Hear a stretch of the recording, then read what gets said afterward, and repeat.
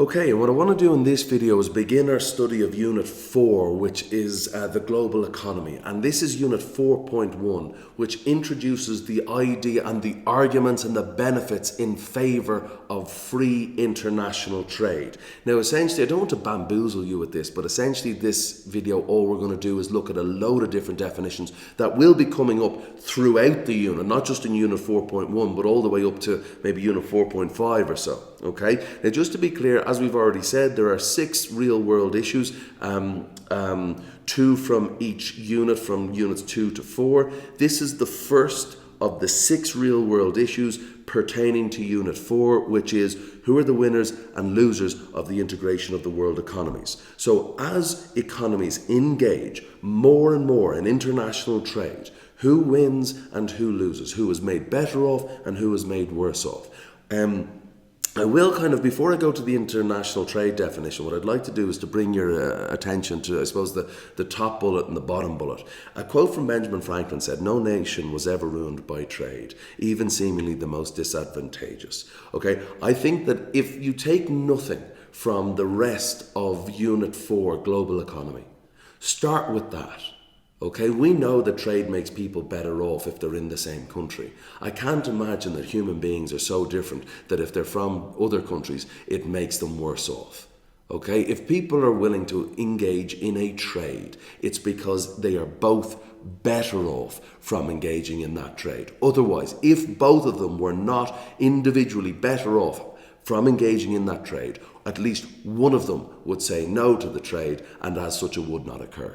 And just in general, this is definitely true. You're kind of getting into the 97% and stuff like this. Most economists agree that international trade is in general a very good thing.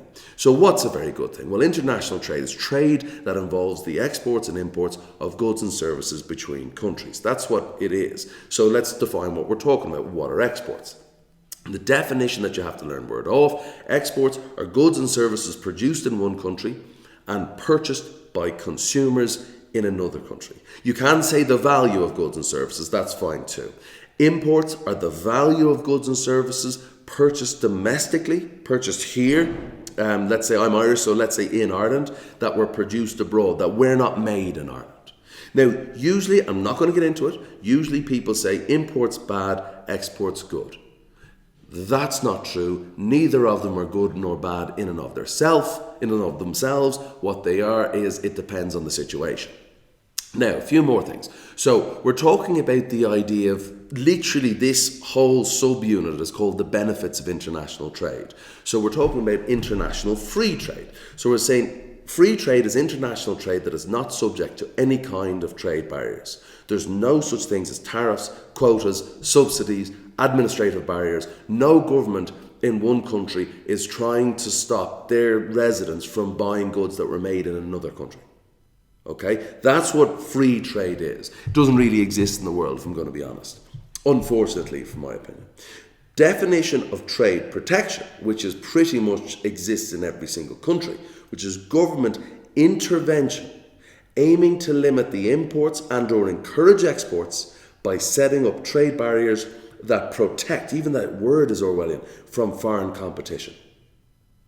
Well, the most important thing in economics is competition, and that's one of the things that's one of the first things we're going to say in the next video, right? So they want to stop their domestic producers being put under pressure to improve their goods, being put under pressure to improve their efficiency, or be put under pressure to reduce their prices by foreign firms. Okay? Now, some of the types of methods that governments use to reduce the competition that their domestic producers feel or are subjected to, I'm going to go through some of them now. A tariff, which I hope some of you would know, is a tax placed on imports. Now, essentially you could stop there and you'd have your understanding, right? But a tax placed on imports to protect domestic industries from foreign competition and to raise revenue for the government. Okay? It raises revenue for the government, it places less pressure on domestic producers, but who suffers? There are winners and losers from international trade. Definition of a quota. An import barrier designed to reduce or stop imports. So an import barrier that set limits on the quantity or value of imports that may be imported into a country. Okay, that's what a quota is. It's either a physical limit, so you can only import 100 of these goods, or a value limit, you can only import €100 worth of these goods. Okay, these are some more. An export subsidy. Well, what does this mean? Payments made by the government to exporting firms on the basis of the number of units exported. So payments made by the Irish government to Irish producers based on the number of units they export to America. Let's just think about that for 1 second.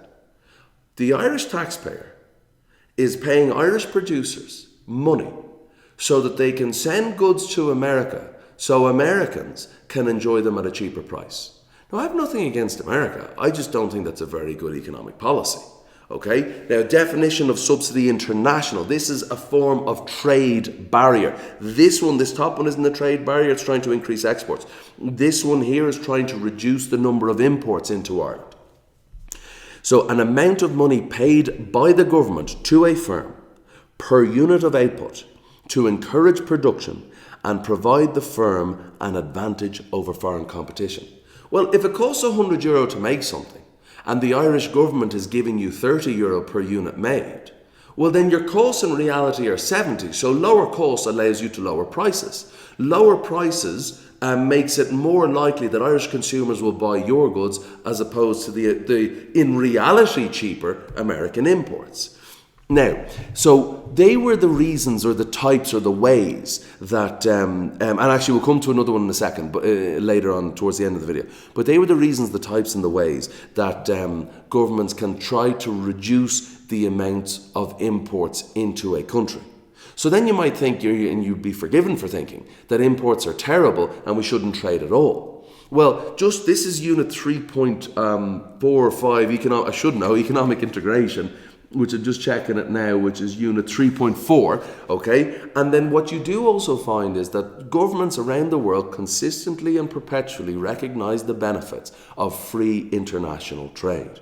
So let's have a look at some of these definitions. Right, so preferential trade agreement. This is an agreement, a signed document between two separate nations, where a country agrees to give preferential access, okay? It allows companies from a certain country to sell their wares in the domestic country, right, with reduced tariffs or something like that. So, we can't, but let's say the Sri Lankan government could sign an agreement with America that says you can sell your goods and services in Sri Lanka, everybody else pays 30% tariff, you only pay 10, okay? That's the idea for certain products to one or more trading partners, okay? So, certain products. Now, bilateral trade agreement, an agreement between two countries to phase out or eliminate trade-related barriers. So we're starting to get from a little bit of free trade to a little bit more free trade. Regional trade agreement, an agreement between a group of countries, usually within a geographical region, to lower or eliminate trade barriers.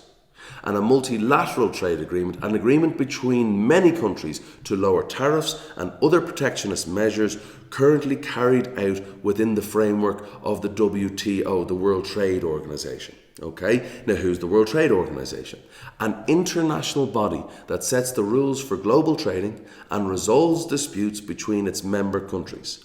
It also hosts negotiations concerning the reduction of trade barriers between its member nations. So they want free and fair trade. Okay, that's what they want. So if you're going to put tariffs on goods from my country, it's not really free and fair if I let your goods from your country into mine and be sold tariff free or be sold protectionist free. So a trading bloc is a group of countries that have agreed to reduce protectionist measures like tariffs and quotas between them. And then a free trade area or an agreement is an agreement between two or more countries to phase out or eliminate trade barriers between them. They're members of the agreement free to maintain their own trade policy towards non-members. Okay. A customs union, an agreement between countries to phase out or eliminate tariffs and other trade barriers and establish a non a common external barrier towards non-members, and then common markets when a group of countries agree not only to free trade of goods and services, but also to free movement of capital and labour. Right? So what we've got countries agreeing protectionist policies against others, and countries agreeing free trade agreement policies or types of free trade. Countries that are trying to say no imports into my place, and then other countries are saying we're happy or agree to have imports from your country into ours, but you must do the same for us. Now, the administrative barrier is not exactly an economic barrier, although it is a protectionist measure.